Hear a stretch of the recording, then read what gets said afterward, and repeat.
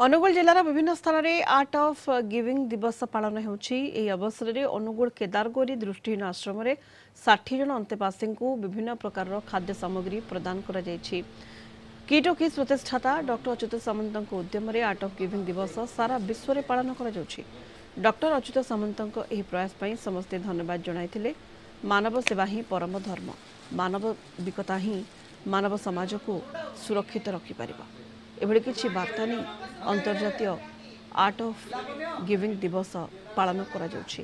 चलित वर्षर थीम रही let's say ओजी अर्थात आर्ट ऑफ गिविंग कौन ताको जानिबा एवं अन्य मानकु जणाइबा।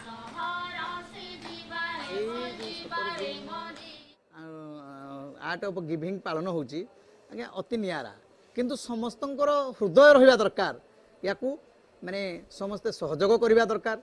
किंतु आम अनुष्ठान को जेतिक दीर्घ 11-12 वर्ष होलानी आसिलेनी आमको जो प्रकार साहाय्य करिसेंती आमे आर्ट ऑफ गिविंग को बहुत बहुत धन्यवाद दोचु एवं तांको परिवार अच्युत सामंत को परिवार सदस्य को तांको मध्य धन्यवाद दोचु। भगवान समस्तंकर मंगल करंतु।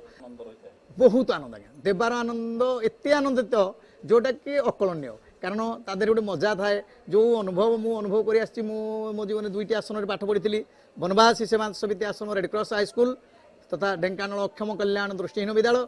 जो मजा लगी देवार आनंद ताहा अवर्णनीय। तो ये एक कला को समस्त पाखे प्रस्फुटित हो से उद्देश्य से दीर्घ 11 वर्ष धरी पालन करुँच। तेणु आम से अनुष्ठान सहित जड़ित अच्छु और मुझे धन्यवाद देवी जे प्रयास सर्वव्यापी हो, केवल भारतवर्ष माने अनुगुल नुह ओडिशा नुह सारा भारतवर्ष सहित अंतर्जातीय स्तर में से निजर बहुत माने बहुमूल्य प्रतिभा रखिपारी, कारण से भली जन व्यक्ति। तो ये कला जो आर्ट ऑफ गिविंग जो कला रही से कला समस्त पाखे पहुँची पारू समस्त देवार मानसिकता रखु।